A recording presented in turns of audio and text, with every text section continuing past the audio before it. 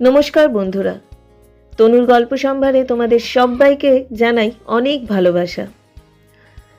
গত এক সপ্তাহ আমি কোনো গল্প দিতে পারিনি, তার জন্য তোমাদের কাছে আন্তরিকভাবে ক্ষমা চাইছি।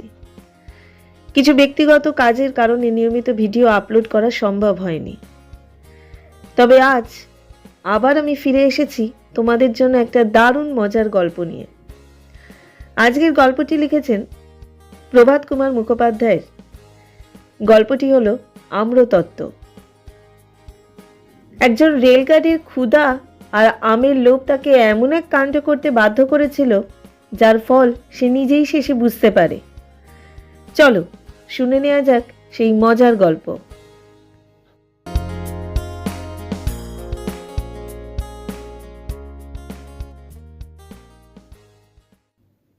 দানাপুর স্টেশনের কাছে রেলওয়ে গার্ডদের একটি বিশ্রাম গৃহ ছিল।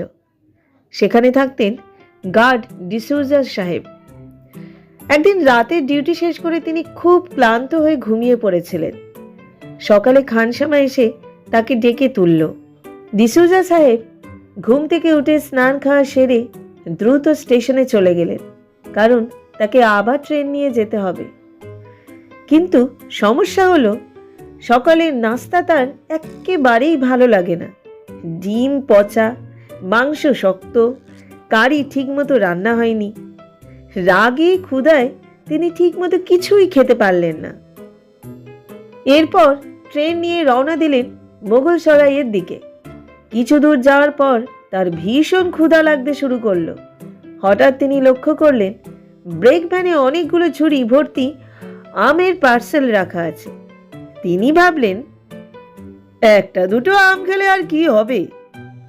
এই ভেবে তিনি একটি ঝুড়ির সেলাই কেটে ভেতর থেকে দুটো বড় ল্যাংড়া আম বের করলেন। জল দিয়ে ধুয়ে খুব আনন্দ করে খেতে শুরু করলেন। তারপর স্টেশনে স্টেশনে গিয়ে পরিচিত লোকদেরও আম দিতে লাগলেন। কেউ বলল, সাহেব আমটা বেশ ভালো। কেউ আবার বলল, আর একটা দিলে মন্দ হয় না। ডিসুজা সাহেবও উদার মনে সবাইকে দিতে লাগলেন। এভাবে দিতে দিতে আর নিজেও খেতে খেতে শেষ পর্যন্ত প্রায় পুরো ঝুড়ি আম ফাঁকা হয়ে গেল। তখন তিনি একটু বুদ্ধি করলেন। খালি ঝুড়িটা পাথর দিয়ে ভরে আবার উপরে কয়েকটা আম পাতা দিয়ে সেলাই করে দিলেন। সব কাজ শেষ করে সন্ধ্যার দিকে তিনি বাড়ি ফিরে এলেন। বাড়িতে ঢুকতেই দেখলেন তার মা ভীষণ রেগে আছেন। মেঝেতে পড়ে আছে একটি ঝুড়ি, চারদিকে আম পাতা আর পাথর। মা বললেন, আজ তোমার হবু শ্বশুর মুজাফফরপুর থেকে তোমার জন্য 150টা ল্যাংড়া আম পাঠিয়েছিলেন। স্টেশন থেকে এনে দেখি আম নেই, সব পাথর। ডিসুজা সাহেব তখন অবাক হয়ে বললেন, কি বলছো? ওই ঝুড়িটা কোথা থেকে এলো? 15 নম্বর ট্রেনে এসেছে। বলো তো সেই ট্রেনের গার্ড কে ছিল? ডিসুজা একটু চুপ করে থেকে ধীরে ধীরে বললেন, 15 নম্বর ট্রেন? আমি তো নিয়ে এসেছি।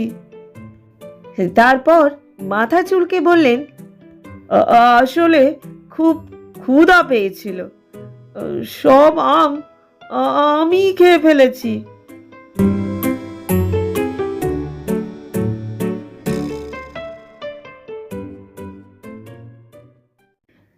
এই হলো প্রভাত কুমার মুখোপাধ্যায়ের মজার গল্প আম্রতত্ত্ব। লোভ আর ক্ষুধা মানুষকে কখনো কখনো এমন বিপদে ফেলে দেয় যেখানে শেষে নিজেরই হাসি পায়। গল্পটি যদি ভালো লেগে থাকে তাহলে অবশ্যই ভিডিওটি লাইক দিও, আর নতুন হলে চ্যানেলটি সাবস্ক্রাইব করতে ভুলো না।